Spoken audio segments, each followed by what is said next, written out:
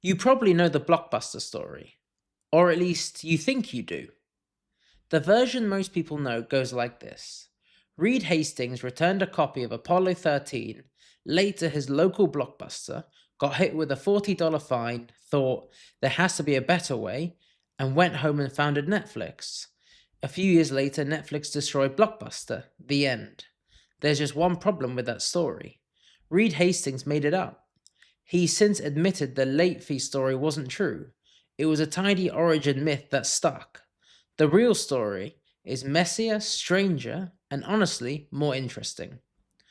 Blockbuster started in Dallas, Texas in October 1985.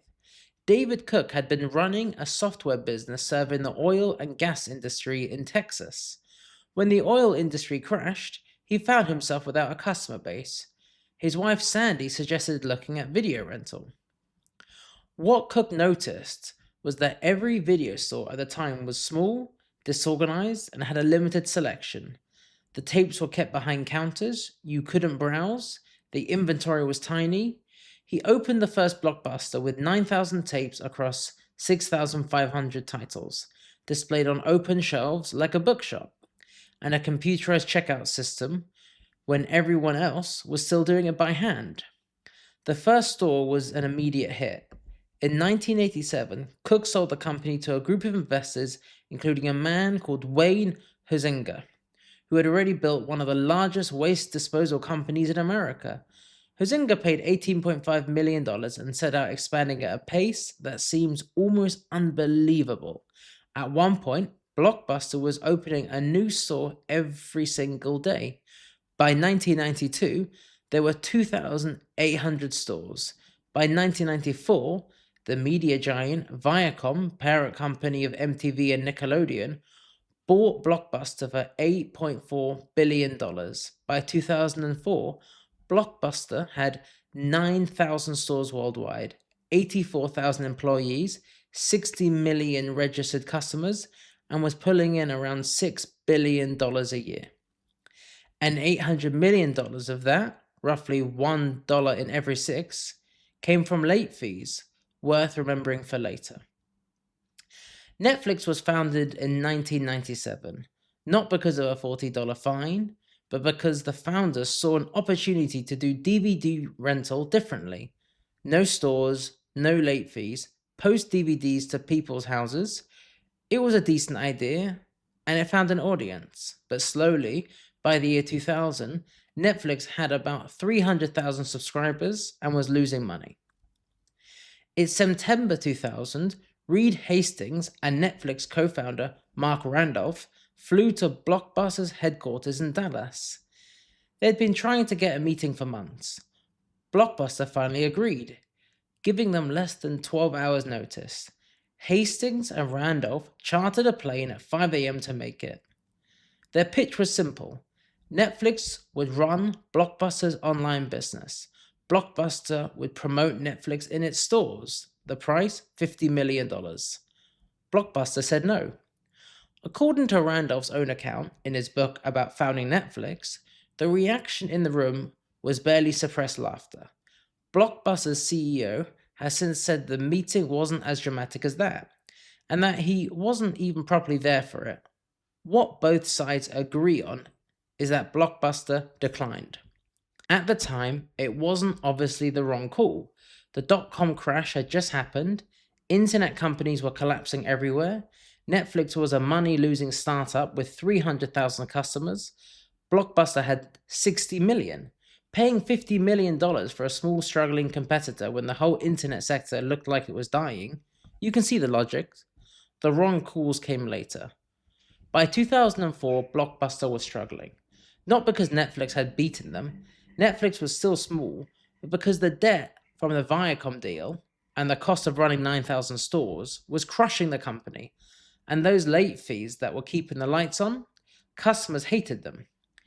CEO John Antico decided the only way through was to go online. In 2004, he launched Blockbuster Online, posting DVDs directly to customers, same as Netflix. And then in 2006, he launched something called Total Access. Total Access was a smart idea. You could rent online, like Netflix. But you could also return your DVD to any Blockbuster store and pick up something new on the spot.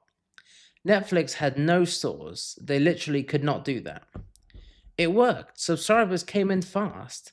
Netflix stock dropped 10% when Total Access launched. For the first time in years, Blockbuster was actually gaining ground. And then a man called Carl Icahn got involved. Icahn was a billionaire investor, the kind who buys into struggling companies, takes board seats, and pushes hard for changes. He'd built up a stake in Blockbuster and decided that Antico was being paid too much and spending too much on the online side of things. He launched a campaign to get onto the board, won 3 seats, and started demanding Antico pull back the strategy. It came to a head over Antico's bonus. Icahn wanted to cut it. Antico had a contract. After a long and very public fight, Antico left the company in 2007. The new CEO was Jim Case, who had previously run 7-Eleven. He immediately reversed everything Antico had built, cut the investment in Blockbuster Online, raised prices for online customers, slashed the marketing budget, put the focus back on the physical stores. In a 2008 interview, Case said, "I've been frankly confused by this fascination that everyone has with Netflix." 2 years later, Blockbuster filed for bankruptcy. In 2010, Blockbuster went under with about $1 billion in debt. The following year, Dish Network bought what was left, 1,700 stores for $320 million. Not $8.4 billion, $320 million. The last corporate-owned store closed in 2014. One store is still open, in Bend, Oregon. It was a franchise rather than a corporate store, which is why it survived when everything else shut. It's now as much a tourist attraction as a video shop. People travel to take photos next to the blue and yellow sign, to feel whatever it is you feel when you see something that used to be absolutely everywhere and now exists in exactly one place in the world. Netflix is worth around $415 billion today. The story people usually tell, that Blockbuster was too arrogant or too dumb to see what was coming, is too simple. They turned down Netflix, yes, but they also built a competitor to Netflix that was working. Then their own shareholder got rid of the CEO who was fixing the problem and replaced him with someone who publicly said Netflix wasn't even on his radar. The company that passed on buying Netflix in 2000 was the same company that was beating Netflix in 2006. And then they got in their own way. Subscribe if you want more of this. See you in the next one.